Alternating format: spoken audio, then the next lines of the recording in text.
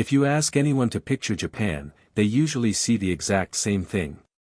Neon lights flashing in the middle of the night. Towering skyscrapers that block out the sky.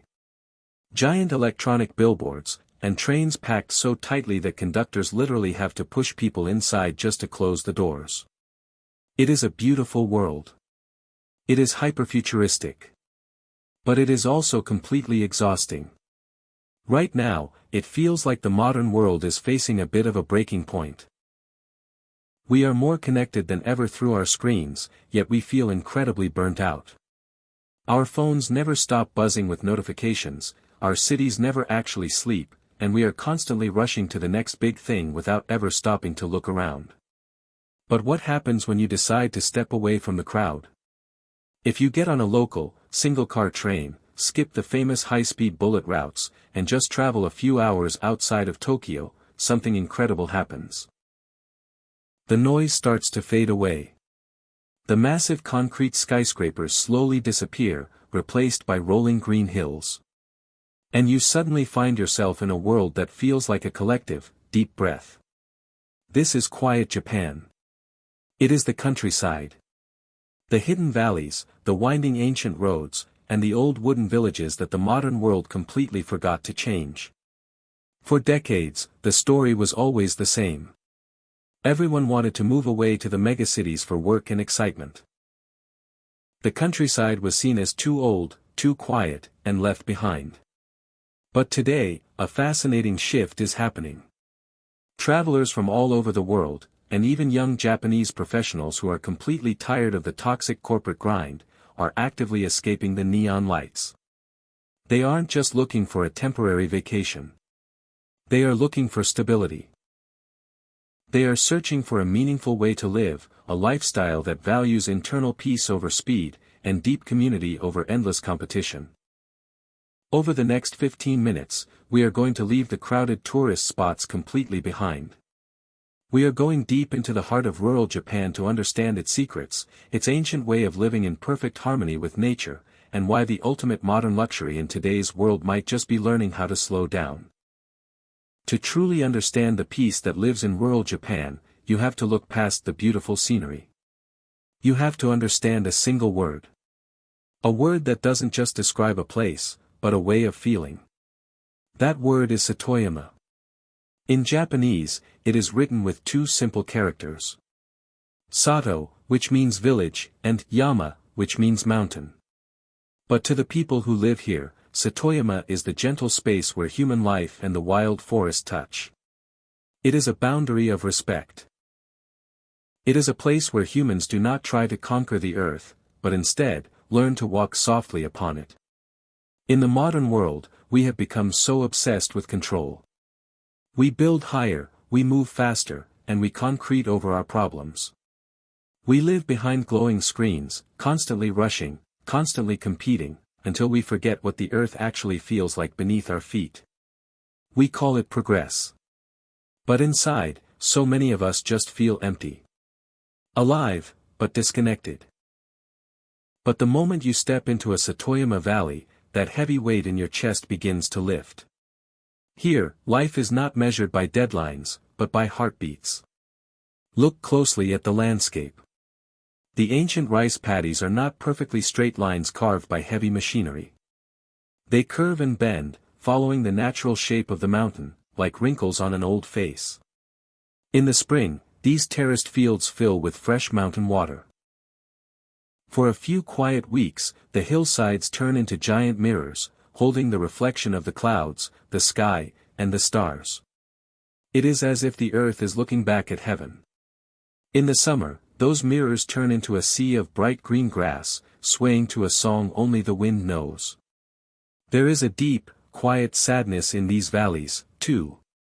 For decades, the young people left.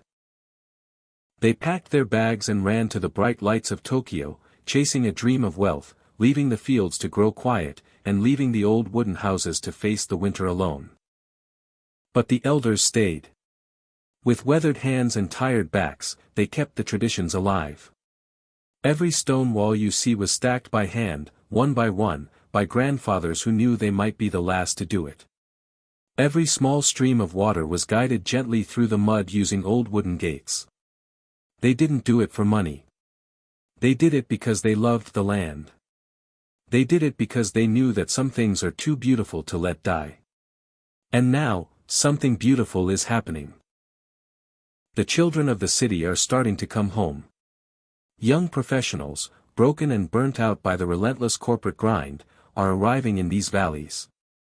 They are trading their suits for dirt-stained boots. They are sitting on old wooden verandas, listening to the rain fall on the roof, and weeping because they realize how much of their lives they have wasted chasing things that don't matter.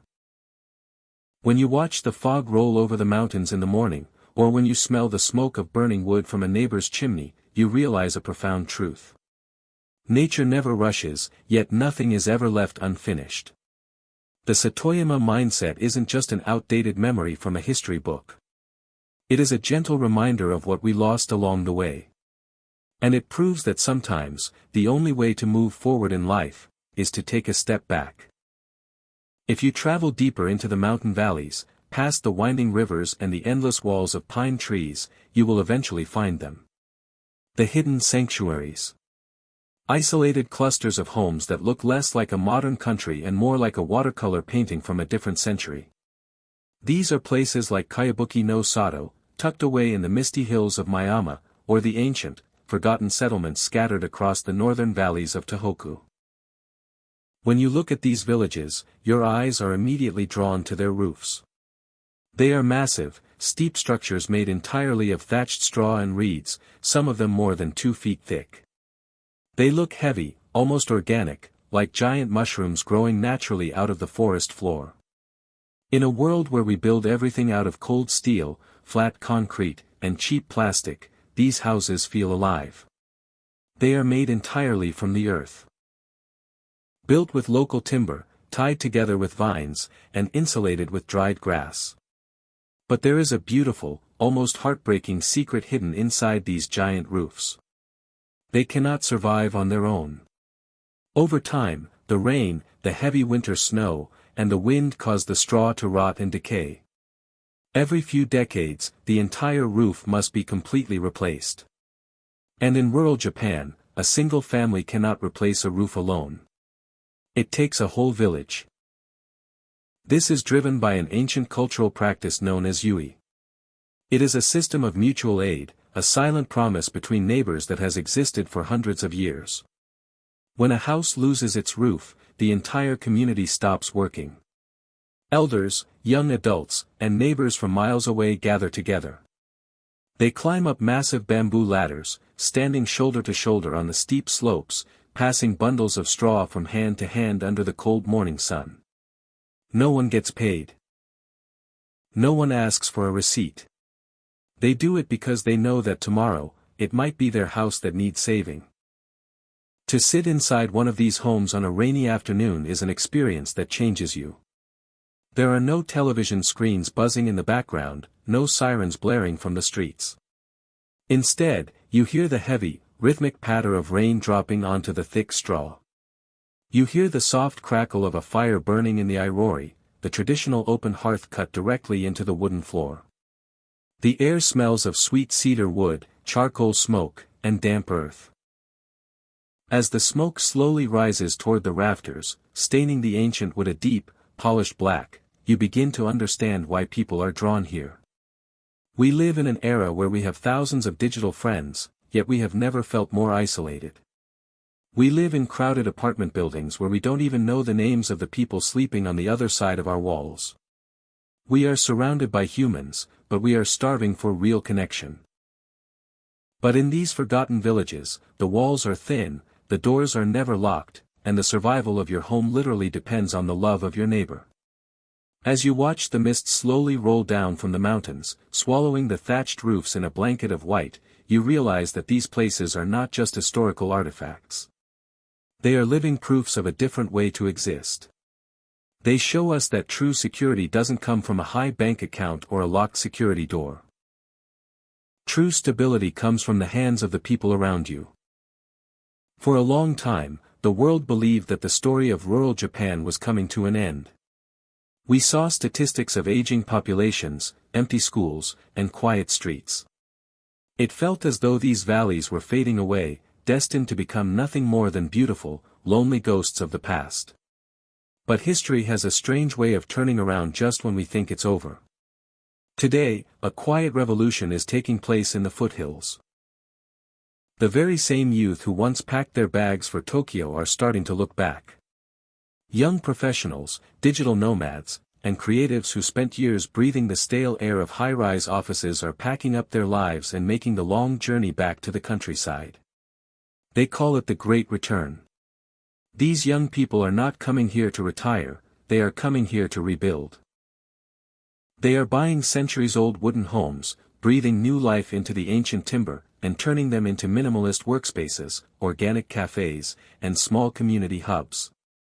When you see a young designer working on a laptop inside a house that was built before the advent of electricity, you realize something profound.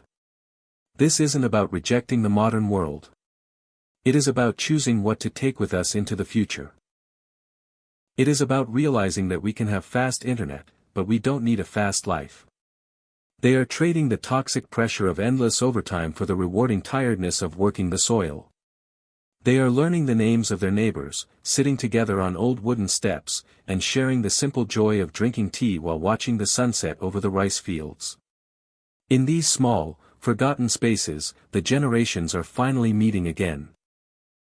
The city youth bring their new ideas, and the village elders share their timeless wisdom. Together, they are proving that the countryside is not dying. It is being reborn as the ultimate sanctuary for our collective mental health. As our journey through rural Japan comes to a close, and the shadows of the mountains grow longer under the evening sun, we are left with a quiet, lingering truth. Quiet Japan is not just a destination on a tourist map. It is not just a collection of beautiful thatched roofs, misty valleys, or ancient trains moving through the trees. It is a reminder. It is a gentle, poetic reminder of how we are supposed to live. It proves to us that in a world that constantly demands us to move faster, to achieve more, and to buy things we don't need, the greatest luxury of all is the freedom to finally slow down. We cannot all move to a hidden mountain village. We cannot all leave our modern lives behind. But we can carry the spirit of Satoyama within us. We can choose to leave empty spaces in our days. We can choose to value our human connections over our digital followers. We can learn to walk a little softer on this earth. In the silence of the countryside, the answer becomes perfectly clear. Nature never rushes, yet everything gets done. And maybe, just maybe, the only way to truly find ourselves again, is to take a step back.